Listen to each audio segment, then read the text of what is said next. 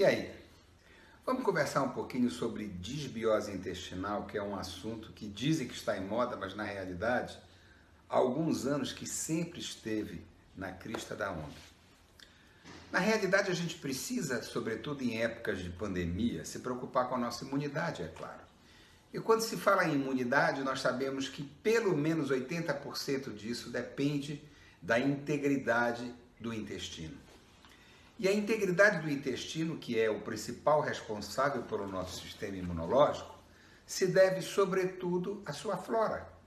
Uma flora riquíssima não apenas em número de bactérias, de vírus e de outros agentes vivos, mas também quantitativamente falando.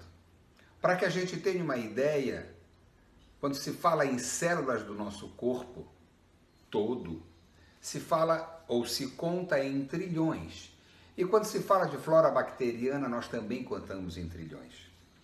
Então, o que eu quero deixar bem claro aqui nesse momento é que no nosso corpo existe até mais DNA, material genético, de bactéria do que nosso próprio.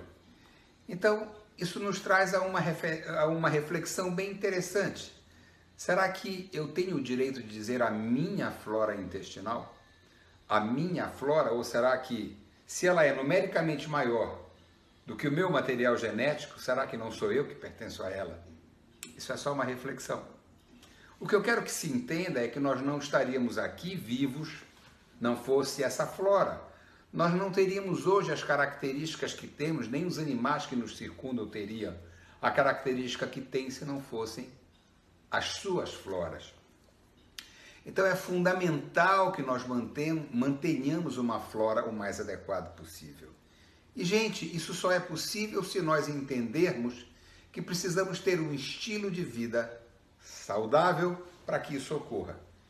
E para falar em hábitos saudáveis, o primeiro que a gente esbarra quando fala em flora intestinal é, obviamente, a nossa nutrição.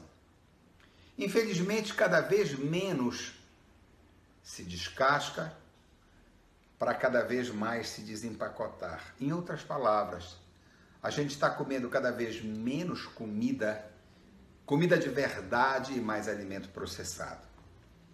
Isso é um grande erro, isso é um grande equívoco, que quanto mais processo de industrialização o alimento sofre, mais ele se distancia do que é ideal, do que nos alimenta, porque ele vai precisar de estabilizante, acidulante, flavorizante e outras coisas que permitam com que aquele alimento não estrague por um tempo muito longo.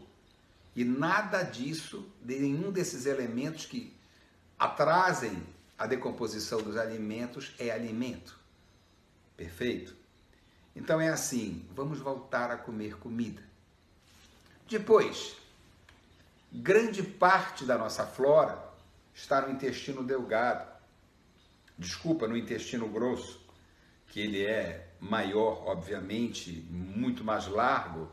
Ele não é o maior em comprimento, mas ele detém uma quantidade maior de fezes. E vejam bem, é preciso que chegue nutriente para essas bactérias lá. Se a gente pensar apenas no bolo fecal, o que tinha para ser digerido já o foi no intestino delgado. Então, essas bactérias se alimentarão do quê? Elas não podem se alimentar de fezes tão somente. Então, é preciso que a gente ingira alimentos ricos em fibra. Que alimentos são esses? Frutas, legumes e verdura. Portanto, a ingesta teria que ser necessariamente diária de frutas, de legumes e de verduras. E frutas pelo menos 2 a 3 vezes ao dia, já que é inclusive saboroso e fácil de se digerir. Mas vejam bem o que acontece, essas fibras que não foram absorvidas nem em boca, nem em esôfago, estômago, nem intestino delgado, chegam intactas no intestino grosso e lá elas serão digeridas por essas bactérias. Portanto, essas bactérias se alimentam e produzem substâncias que são fundamentais para manter a saúde delas e, consequentemente, a nossa saúde. Então, gente, vamos parar e refletir. Se no nosso próprio carro a gente procura não abastecer em qualquer posto, a menos que seja uma emergência, porque a gasolina é o combustível que vai estragar, quando adulterada, todo o motor, por que não termos conosco esse cuidado se o nosso combustível é o nosso alimento?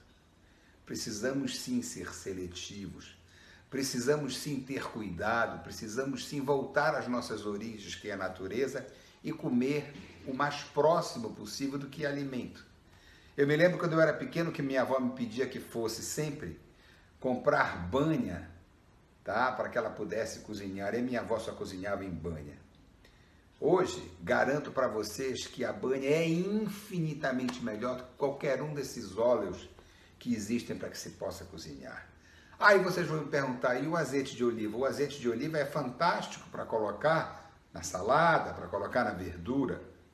Mas se você colocar na frigideira e esquentar ele a mais de 120 graus centígrados, ele vira tão ruim quanto a maioria dos outros óleos. Então, gente, não é perder tempo cozinhando, mas é porque quando se compra pronto, sobretudo se for em prateleira de supermercado, não terá o que nós precisamos e com isso nós não seremos capazes de manter uma flora adequada e sem flora adequada a nossa imunidade fica completamente prejudicada. Vamos pensar nisso. Vamos pensar que substâncias que nos dão prazer, como o álcool, também são negativas para a nossa flora intestinal. Mas tudo bem, ninguém vai beber todo dia, ou pelo menos não deveria. Escolha um dia da semana, beba, perfeito, nenhum problema maior. Quando eu pensar, por exemplo, em açúcar, quando eu pensar, por exemplo, em leite, o açúcar não faz bem nunca, o açúcar de açucareiro, vamos esquecer que ele existe, pessoal. E vamos tentar substituir o nosso paladar e comer os alimentos com açúcar que eles naturalmente têm, como as frutas, né?